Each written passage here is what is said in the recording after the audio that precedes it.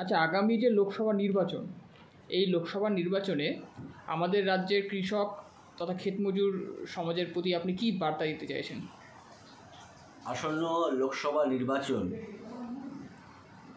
একটা কঠিন পরিস্থিতিতে হতে যাচ্ছে। মোদির এই যে 10 বছর জামানায় আজকের কৃষকরা সর্বত্রই আক্রান্ত। মোদি যখন প্রথম ক্ষমতায় আসেন তখন বলেছিলেন কৃষক যে ফসল উৎপাদন করেন তার ফসলের দাম 1.5 গুণ দেবেন। তারপরে যখন কৃষকরা ওনার প্রতিশ্রুতি রক্ষা করতে বলেন তখন তিনি সুপ্রিম কোর্টে বলেন এটা দেওয়া সম্ভব নয়। মোদির আমলেই কৃষকের থেকে জমি নিয়ে নেওয়ার জন্য অর্ডিন্যান্স তৈরি করা হয়েছিল, আন্দোলনের মধ্য দিয়ে ওটাকে ঠান্ডা ঘরে পাঠানো হয়েছিল। মোদি সরকার কৃষক বিরোধী আইন তৈরি করেছিলেন, দীর্ঘ 1 বছরের লড়াইয়ের ফলে সে আইন প্রত্যাহার করতে বাধ্য হয়েছে। এখনও সেই ভুল পথে আইন চালু করার চেষ্টা করছে।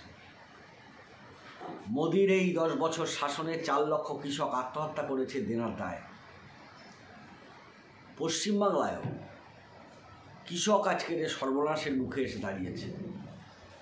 মমতার এই কয়েক বছর রাজত্বে যেটা বামফ্রন্ট আমলে দেখা যেত না, প্রায় 5,000-এরও বেশি কৃষক এবং ক্ষেতমজুর আত্মহত্যা করেছে। আমাদের রাজ্যের এবং আমাদের দেশের ক্ষেতমজুরদের স্বার্থে, গ্রামীণ গরিবদের স্বার্থে যে আইন ছিল 100 দিনের আইন, যে আইন করার ক্ষেত্রে বামপন্থীদের একটি গুরুত্বপূর্ণ ভূমিকা ছিল, সে 100 দিনের কাজ আজকের প্রায় বন্ধপ্রায়। সারা ভারতবর্ষে 100 দিন তো দূরের কথা, গড়ে 40 দিনের বেশি কাজ পান না। আর পশ্চিমবাংলায় চুরি জোচ্চুরির কারণে 100 দিনের কাজ প্রায় 2 বছর বন্ধ। স্বাভাবিক কারণে রাজ্য এবং কেন্দ্রের 2 সরকারই হল কৃষক এবং ক্ষেতমজুর বিরোধী।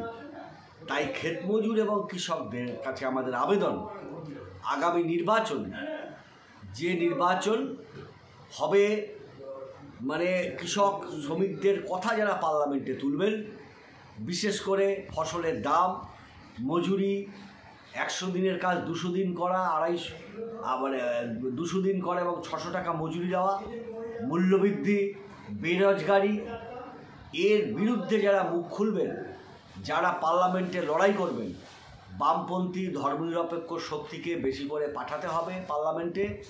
আমরা কৃষক এবং ক্ষেতমজুরদের কাছে আবেদন করব তারা যাতে সেই ভূমিকা পালন করেন।